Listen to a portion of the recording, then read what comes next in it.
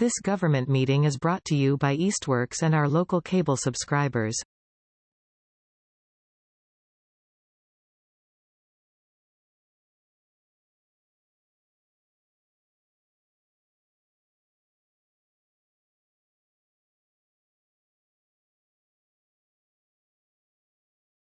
So it is 6:02 and I will call the meeting to order for the Parks and Rec Commission February 11, 2026 meeting. And I do not see any members of the public. Well, if anyone would like to say anything. So we're also, the next thing on the agenda is election of officers. And I'm going to suggest we wait another meeting until we have a full group to vote on that, if that's okay with everybody. Okay. Before we get too far into the agenda, I just want to bring up that we had 2 meeting minutes to approve that John had sent in the packet. So I would take a motion to approve those minutes. I'll make a motion to approve. Okay. Do we have a second? Second. And then I have to do a roll call. So Carolyn? I abstain. I was not present. We'll have to be present to approve the minutes being put into the record. Okay, then I approve. Okay. Desiree? I approve. Okay. Yes. Kira, yes. Okay, so then we'll move on to the CPA project. So I will hand it over to John for the updates. You asked anybody about public speak? Oh, you didn't. I did, okay. but there's no one from the public. Yeah. Make sure. Thank you. Zoning on apparently. So CPA projects, dog park, memorandum of understanding. That's what we sent to them over a year ago now. It was last February. We were supposed to meet in January. They canceled, and we are rescheduled for February 25th at 1 o'clock. So I'll be meeting with the dog park folks at that point to discuss. So I'll have updates for the next meeting. Great. Skate park, we had our kickoff meeting with GZA. They're our design team for that.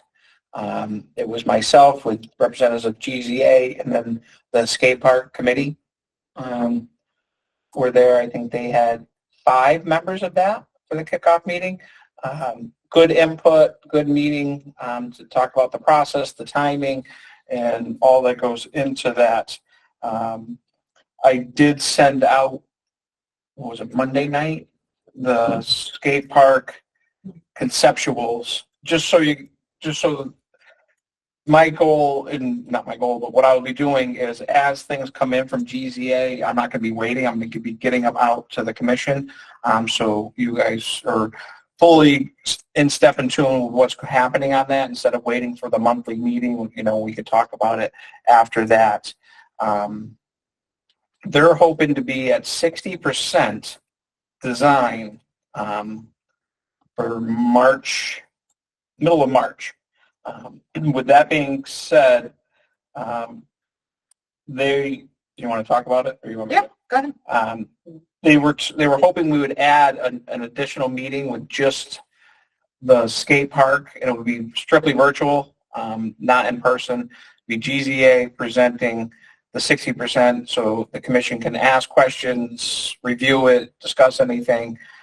Just the timing, they didn't think we need our information. Our next meeting's the March 11th. We need information by like the 5th, and they thought there's no way they could meet that deadline. If they were able to get another, 8 to 10 days of to prepare it and get it out to us, they'd be in better shape. So it's something, and it would be just that one topic that evening for half hour, 45 minutes, hour, whatever it may be, strictly on Zoom. So you guys can decide if it works for you. Whatever, and so I can let them know what the plan is for that. Is this the conceptual design here? Is this just what they're considering phase 1, and then there's some subsequent phases later For design itself? Yeah. This was basically the talking points from the kickoff meeting. of like, okay, this is potentially, this is kind of, and then they'll get more. I'm not getting involved in so much of the meat and potato meetings with the skate park committee and GZA.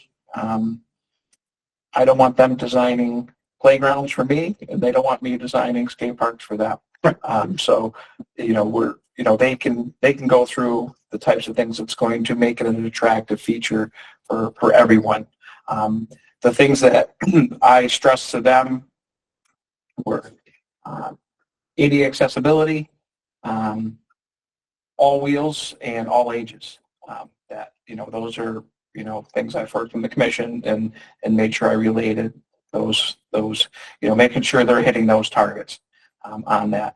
The other thing that they're looking at doing and the conceptual you can kind of see is kind of using the hill Landscape, yeah. as not a barrier or but visually it kind of obscures the view of the skate park itself. It's kind of raised up, and with one of the designs is as you raise it up on that side is to create seating where people would either sit and look at the band shell or use it the other way and sit and look at kids using the park. So as we get these plans, it'll be sent out, and the other thing is yes, we want skate park committee and GZA working together for the design, but at the end of the day, it's the Park and Rec Commission that puts the final approval on what's presented.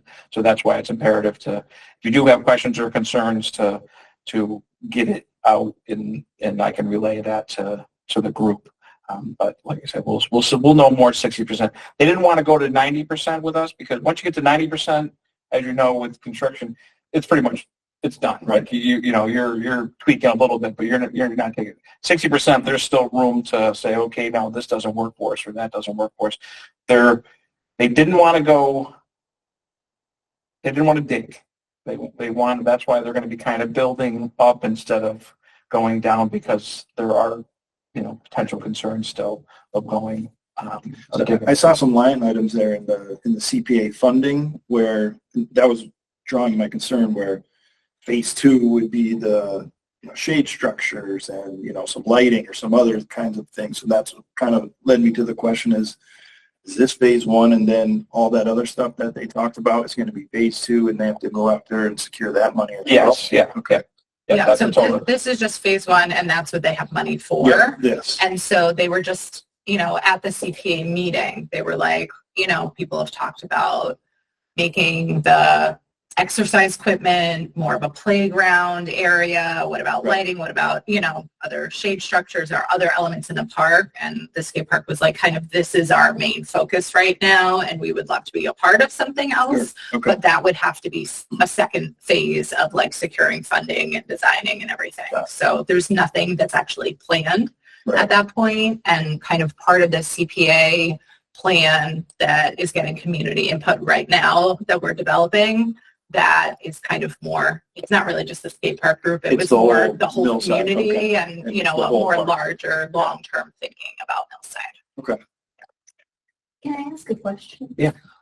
Who is the skate park committee going to manage that once the park is completed and oversee it? I'm just curious. Yeah, so it's similar to what the dog park's going to go through with the memorandum of understanding is the skate park folks are going to be dealing with that as well. There shouldn't, the only real maintenance concern is going to be graffiti. I went to 9 skate parks in the area, and graffiti is a concern in every single one of them. Northampton, other communities, Pittsfield, for one, just leaves it. Unless it's so egregious, which actually I shouldn't say that. Northampton's is egregious, like it's beyond belief what's being left for graffiti there. Other communities are just painting over the outrageous whatever, and blocking it out instead of chasing it. That's the only, they're going to have to jump in and when they see that and be involved to cover up those types of things. There's in some other communities, bigger communities, they've done where they've actually hired, or not hired, but had local artists come in and do murals and things like that, and hopefully that deters some of it. But you're still, no matter how much art we have, I mean, we have art, you know, at Millside and other spots, you know, there's stuff that gets painted on there, and there's stuff that gets done to them. So it's just, that's going to be one of the, other than that, there's not a lot of overall maintenance concerns for our group.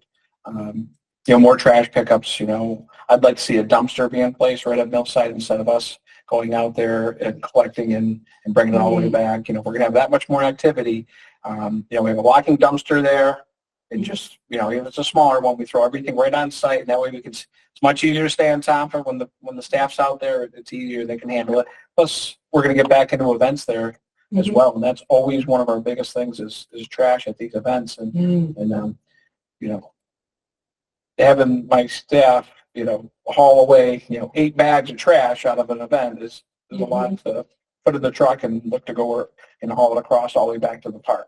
Yeah. So that'll be a thing that we'll look at as we Thank go.